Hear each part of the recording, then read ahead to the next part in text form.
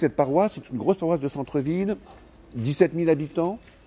Dans les 5 ans à venir, il y aura 10% d'habitants en plus, puisqu'il y aura à peu près 1800 habitants qui vont arriver. Il y a encore des constructions et des rénovations. Et c'est 2500 pratiquants tous les week-ends, 6 messes dominicales. Donc voilà, c'est 25 unités scouts sur la paroisse. C'est un groupe de servants de messe de 100 à 120 jeunes. Donc voilà, donc c'est une grosse activité paroissiale. C'est que cette maison paroissiale Saint-Charles est à proximité de l'église et du presbytère, ce qui fait que le curé ou les vicaires peuvent venir très facilement pour une réunion, parce qu'il y a pratiquement tout le temps des réunions dans cette maison, et ça leur donne cette disponibilité de pouvoir accéder, de venir à Saint-Charles. Ce centre Saint-Charles, tout à côté de l'église paroissiale, est le lieu par excellence où toutes les activités de la paroisse peuvent se regrouper, se retrouver.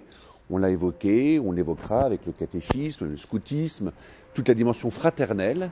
Et il y a une dimension pastorale très importante et puis même une visibilité à redonner à ce centre pour que les gens qui passent puissent y reconnaître aussi la présence de la paroisse au milieu de leur quartier. C'est historiquement une des anciennes écoles paroissiales qui a été réaménagée au fur et à mesure des temps.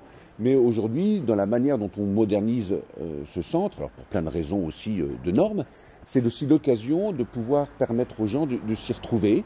C'est pour ça que même dans le bâtiment qui est derrière moi, on va refaire un étage supplémentaire sans toucher au toit, en abaissant le plafond du premier étage, parce qu'on manque de place lorsqu'on reçoit le catéchisme, les différents groupes, et pour permettre aussi à chacun de pouvoir y trouver sa place.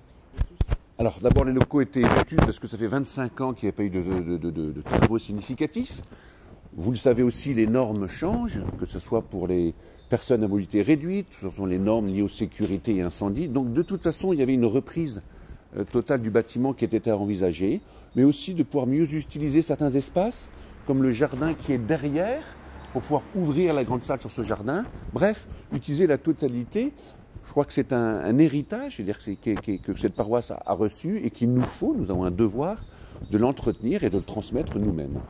C'est un endroit clos, donc qui sera plus accessible et donc on pourra effectivement s'en servir, alors que là, il ne servait absolument pas.